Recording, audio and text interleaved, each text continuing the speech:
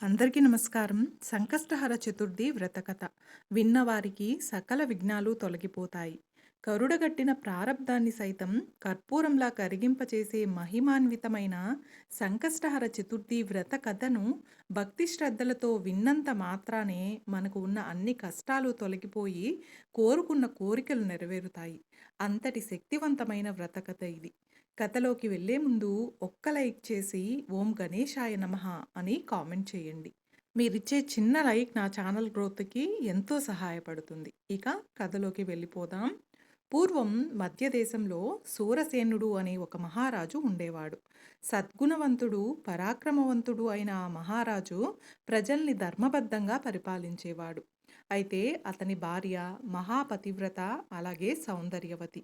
ఒకనాడు సూరసేనుడు ఉద్యానవనంలో విహరిస్తూ ఉండగా ఆకాశంలో వెళ్తున్న ఒక విమానం కనిపించింది అతనికి. దివ్యమైన కాంతితో ప్రకాశిస్తున్న ఆ విమానంలో నుంచి ఒక మధురమైన గానం అతనికి వినిపించింది. ఆ గానం ఎవరిదో కనుక్కొని రమ్మని తన దూతల్ని పంపించాడు. వారు అక్కడికి వెళ్ళేసరికి హఠాత్తుగా ఆ విమానం నేల కూలింది. దూతలు తిరిగి వచ్చి ఆ విషయాన్ని రాజుకు తెలియజేశారు. ఇక సూరసేనుడు వెంటనే మంత్రులను వెంటబెట్టుకొని విమానం కూలిన ప్రాంతానికి వెళ్ళాడు. ఇక ఆ విమానంలో దేవరాజైన ఇంద్రుడు, అతని పరివారము ఉన్నారు. వారిని చూసి సూరసేన మహారాజు ఆశ్చర్యపోయాడు.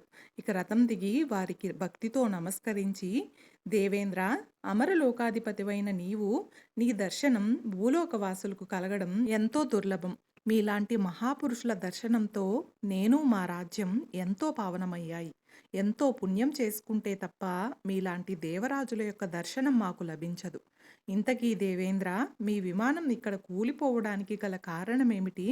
చెప్పదగినటువంటి విషయం అయితే చెప్పండి అంటూ వినయంగా అడుగుతాడు. అందుకు దేవేంద్రుడు, సూరసేన, మా విమానం నీ నగరం మీదకి రాగానే కుష్ఠవ్యాధిగ్రస్తుడైన ఒక మహాపాపి చూపు మా విమానం మీద పడింది. అందుకే ఇది నేల కూలింది అని అన్నాడు. అప్పుడు సూరసేన మహారాజు ఇంద్రునితో, దేవేంద్ర, మీరు నా రాజ్యంలోని పౌరుడి కారణంగా విమానం కూలిపోయి ఇక్కడ నిలిచిపోయారు. మీ విమానం తిరిగి పైకి ఎగరడానికి తగిన సహాయం చేయడం నా బాధ్యత. కనుక నేను ఏం చేస్తే మీ కార్యం నెరవేరుతుందో తెలియజేయండి అని ప్రార్థించాడు. అందుకు దేవేంద్రుడు, మహారాజా, మీ నగరంలో ఎంతో గొప్పదైన సంకష్ట చతుర్థి వ్రతాన్ని ఆచరించిన వారు ఎవరైనా ఉన్నారా? ఉంటే అలాంటి మహానుభావులు ఒక్క సంవత్సరం పాటు తాము ఆచరించిన వ్రత ఫలాన్ని దారపోయాలి. అప్పుడే మా విమానం పైకి ఎగరగలుగుతుంది. అలా కాక విమానం ఎగరడానికి మరొక మార్గం లేదు అని చెప్పాడు ఇంద్రుడు. ఆ మాటలు విన్న సూరసేన మహారాజు, దేవేంద్ర, తమరు చెప్పిన వారిని తప్పకుండా పిలిపిస్తాను. ఇప్పుడు మీరు చెప్పిన సంకష్టహర చతుర్థి వ్రతాన్ని ఎలా ఆచరించాలి? దానివల్ల ఎలాంటి పుణ్యం లభిస్తుంది? ఈ వ్రతంలో పూజింపబడే దేవుడు ఎవరు? ఇంతకుముందు ఎవరు ఈ వ్రతాన్ని ఆచరించారు? వారికి ఎలాంటి శుభ ఫలితాలు కలిగాయి? దయచేసి అవన్నీ వివరించి పుణ్యం కట్టుకోండి అని వేడుకోగా ఆయన ఇలా చెప్పడం ప్రారంభించాడు. సూరసేన, పూర్వం కృతవీర్యుడనే మహారాజు ఉండేవాడు. అతను అమిత బల పరాక్రమవంతుడు, సకల సద్గుణవంతుడు. ఎన్నో యజ్ఞయాగాలు నిర్వహించి విరివిగా ఎన్నో దాన ధర్మాలు చేసిన మంచివాడు, సత్యవాది. ఇంద్రియాలను ఆధీనంలో ఉంచుకున్న సత్పురుషుడు. నిత్యం దేవతలని పూజిస్తూ అతిథులను సేవిస్తూ ఉండడం అతనికి ఇష్టమైన పని. చతురంగ బల సమేతుడైన కృతవీర్యుడు నిత్యము 12,000 మంది విప్రులతో సహపంక్తి భోజనం చేసేవాడు. అలాంటి మహారాజుకు సుగంధి అనే ఒక భార్య ఉంది. ఆమె మహాపతివ్రత, సుగుణవతి, అతిలోక సౌందర్యవతి. ఆమె కూడా భర్తలాగానే సదాచారాల మీద ప్రీతి కలిగిన పడతి. అయితే ఆ పుణ్య దంపతులకు ఎంతకాలం గడిచినా సంతానం కలగలేదు. పుత్ర సంతానం కోసం వారు చెయ్యని వ్రతము లేదు, చెయ్యని దానం లేదు. ఎన్ని యజ్ఞాలు చేసినా, ఎన్ని పుణ్యతీర్థాలు సేవించినా ఫలితం లేకపోయింది. ఎంతో నిరాశ పొందిన కృతవీర్యుడు ఒకనాడు తన మంత్రులకు రాజ్యభారాన్ని అప్పగించి అరణ్యానికి వెళ్ళిపోయాడు. అక్కడ ఒక సముచిత ప్రదేశంలో నార వస్త్రాలు ధరించి కఠోర దీక్షతో తపస్సు చేయడం ప్రారంభించాడు. ఇంద్రియ నిగ్రహంతో అహంకారాన్ని వదిలేసి కేవలం పైనుంచి రాలిన ఆకుల్ని మాత్రమే భుజిస్తూ తన తపస్సుని కొనసాగిస్తున్నాడు. ఇలా ఎన్నో సంవత్సరాలు గడిచిపోయాయి. ఇక రాజు శరీరం చిక్కి శల్యమైపోయింది. ఒకనాడు ఆకాశ మార్గంలో సంచరిస్తున్న నారదుడు ఆ అరణ్య ప్రాంతం మీద నుంచి వెళ్తూ ఉండగా క్రింద కృతవీర్యుడు తపస్సు చేస్తూ కనిపించాడు. ఎవరో చూద్దామనుకుని కిందకు దిగిన ఆయనకు చిక్కి శల్యమైన కృతవీర్యుడు కనిపించాడు. ఆయనకు ఎంతో జాలి కలిగింది. ఇక వెంటనే అక్కడి నుంచి పితృలోకానికి వెళ్ళి కృతవీర్యుడి తండ్రిని కలిశాడు. పుత్ర సంతానం కోసం అతడి కొడుకు పడుతున్న బాధలను చెప్పి వెళ్ళిపోయాడు. ఇక నారదుడి ద్వారా తన కుమారుడు సంతానలేమితో బాధపడుతున్నాడని తెలుసుకున్న కృతవీర్యుని తండ్రి సరాసరి బ్రహ్మలోకానికి వెళ్ళి చతుర్ముఖ బ్రహ్మకు నమస్కరించి, ప్రభు, నా కుమారుడు సకల సద్గుణవంతుడు, దానశీలి, ధర్మప్రభువు, ఎన్నో యజ్ఞాల్ని వ్రతాల్ని చేసినవాడు, ప్రజల్ని కన్నబిడ్డల వలె చూసుకునే కరుణామయుడు. అలాంటి నా కుమారుడికి పుత్ర సంతానం కలగకపోవడానికి కారణమేమిటి? అతడు ఏ పాపం చేశాడు?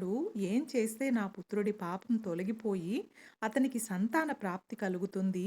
దయచేసి చెప్పండి. దానిని నా కుమారుడికి తెలియజేస్తాను అని దీనంగా ప్రార్థించాడు.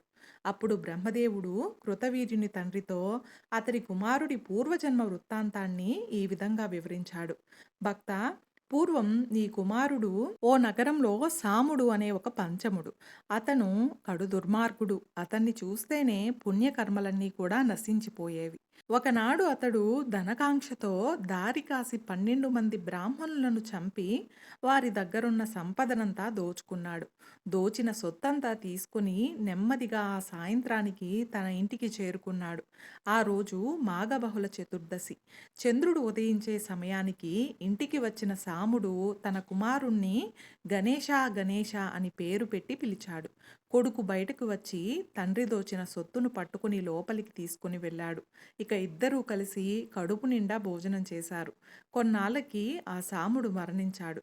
సాముడు పరమ పాపి అయినప్పటికీ అతన్ని తీసుకుని వెళ్ళడానికి వినాయక లోకం నుంచి దూతలు వచ్చారు. కారణం ఏమిటంటే, పూర్వం సాముడు మాఘబహుళ చవితి నాడు దొంగతనం చేసే యావలో పొద్దునుంచి ఏమీ తినకపోవడం, సంధ్యా సమయంలో ఇంటికొచ్చి కొడుకుని గణేశ గణేశ అని పిలవడం, కొడుకుతో కలిసి గణేశ ప్రసాదాన్ని తినడం వల్ల అతడికి అమితమైన పుణ్యఫలం లభించింది. పైగా ఆ రోజు గణేశునికి ప్రీతికరమైన తిథి కూడా. అందుకే అతనికి స్వామివారి అనుగ్రహం లభించింది. ఆ విధంగా దూతలు తెచ్చిన విమానం ఎక్కి సాముడు గణేశ లోకానికి చేరుకున్నాడు. కొంతకాలం గడిచాక ఆ సాముడే భూలోకంలో కృతవీర్యుడనే పేరుతో నీ పుత్రుడిగా జన్మించాడు.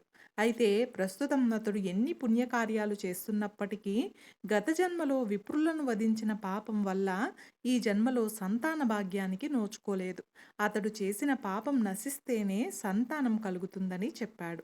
ఆ మాటలు విన్న కృతవీర్యుని తండ్రి ఎంతో బాధపడుతూ, పితామహ, నా కుమారుడు చేసిన బ్రహ్మహత్యా పాపం క్షమించరానిది. అయితే దాన్ని పోగొట్టే మార్గం ఏదైనా ఉంటే సెలవియ్యండి.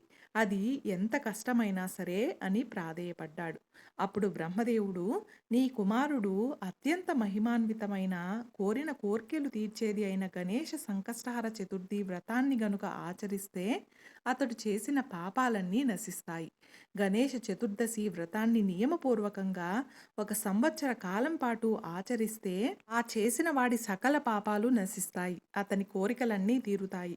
సంతానం లేని వారికి సంతాన భాగ్యం కలుగుతుంది. సకల దోషాలు, సకల కష్టాలు తొలగిపోయి ఆయురారోగ్య ఐశ్వర్యాలు సమకూరుతాయి. శత్రువుల బాధలుండవు. వ్రత నియమాలు నమ్మి జమ్మి చెట్టు మొదట్లో కూర్చుని ఈ వ్రతాన్ని ఆచరించడం శుభప్రదం. ఈ విధమైన నియమాలతో వ్రతం చేసిన వారు పుట్టు, గుడ్డి, మూగ, చెవిటి వారైనప్పటికీ అతడు ఆ దోషాలన్నీ పోగొట్టుకోగలుగుతాడు. రాజ్యం కోల్పోయిన రాజులు తిరిగి తమ రాజ్యాన్ని సాధిస్తారు. నియమపూర్వకంగా ఈ వ్రతాన్ని ఆచరిస్తే సకల సిద్ధులు కలుగుతాయని బ్రహ్మదేవుడు కృతవీర్యుని తండ్రికి ఈ గణేష చతుర్దశి వ్రతాన్ని వివరించాడు. ఇదంతా విన్న కృతవీర్యుని తండ్రి ఆనందంతో బ్రహ్మదేవునికి ఎన్నో నమస్కారాలు తెలియజేసుకుని అక్కడి నుంచి భూలోకంలో తన మందిరంలో నిద్రపోతున్న తన కుమారుడి కలలో కనిపించి ఈ విషయాలన్నీ ప్రబోధించాడు. కృతవీర్యుడు కలలో తన తండ్రి కనిపించినందుకు ఎంతో సంతోషించి మర్నాడు ఉదయం నిద్రలేవగానే తన మంత్రులను, పురోహితుల్ని పిలిపించి వారందరితో కలిసి తన తండ్రి గారు కనిపించిన విషయాన్ని, పుత్ర సంతానం కోసం తాను ఆచరించవలసిన సంకష్టహర గణేష చతుర్దశి వ్రతం గురించి వారికి తెలియజేశాడు.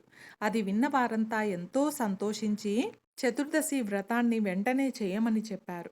అందరి సలహాలను అనుసరించి కృతవీర్యుడు మంగళవారం చతుర్దశి తిథి కలిసి వచ్చిన రోజు తన తండ్రి కలలో చెప్పిన విధంగా చంద్రోదయ సమయంలో గణపతిని విశేషంగా షోడశోపచారాలతో పూజించాడు. ఆ తర్వాత 21 మంది విప్రులకు షడ్రసోపేతంగా విందు భోజనం పెట్టి దక్షిణ తాంబూలాలతో వాళ్ళను సంతృప్తిపరిచాడు. ఇక గణేశుని పూజలో భాగంగా స్వామివారికి అత్యంత ప్రీతిపాత్రమైన దూర్వాంకురాలను కూడా సమర్పించాడు. ఈ విధంగా కృతవీర్యుడు సంకష్టహర చతుర్థి వ్రతమును భక్తి శ్రద్ధలతో ఆచరించి తాను సంతానాన్ని పొందడమే కాకుండా తన రాజ్యంలో ఉన్నటువంటి ప్రజలందరి చేత కూడా సంకష్టహర చతుర్థి వ్రతాన్ని నియమపూర్వకంగా ప్రతివేళ ఆచరింపజేశాడు. కాబట్టి సూరసేన మహారాజా, విన్నావు కదా సంకష్టహర చతుర్థి మహిమ ఎంత గొప్పదో. ఈ వ్రత మహత్యం గురించి పూర్తిగా చెప్పడం ఎవరికీ సాధ్యం కాదు. సకల మానవాళికి మేలు కలిగించేటటువంటి ఈ వ్రతం కృతవీర్యుడు ద్వారా ఈ లోకానికి తీసుకురాబడింది. ఇది ఎంతో పవిత్రమైనది. ఈ వ్రతం గురించి స్మరిస్తే చాలు సకల పాపాలు నశించిపోతాయి. ఈ వ్రతాన్ని ఆచరించడం వల్ల ధర్మరాజు యుద్ధంలో శత్రువులను సంహరించి రాజ్యాన్ని తిరిగి పొందాడు. ఇక ఇంద్రుడి ద్వారా గణేష చతుర్దశి వ్రత మహత్యాన్ని విన్న సూరసేన మహారాజు ఎంతో సంతోషించాడు. చూశారు కదండి, ఈరోజు మనం సంకష్టహర చతుర్థి వ్రత కథను గురించి తెలుసుకున్నాం కదా. ఈ వీడియో మీకు నచ్చినట్లయితే ఒక్క లైక్ చేసి నా ఛానల్ని సపోర్ట్ చేయండి. ఇంకా మరెన్నో ఇంట్రెస్టింగ్ వీడియోస్ కోసం నా ఛానల్ని సబ్స్క్రైబ్ చేయండి. Thanks for watching.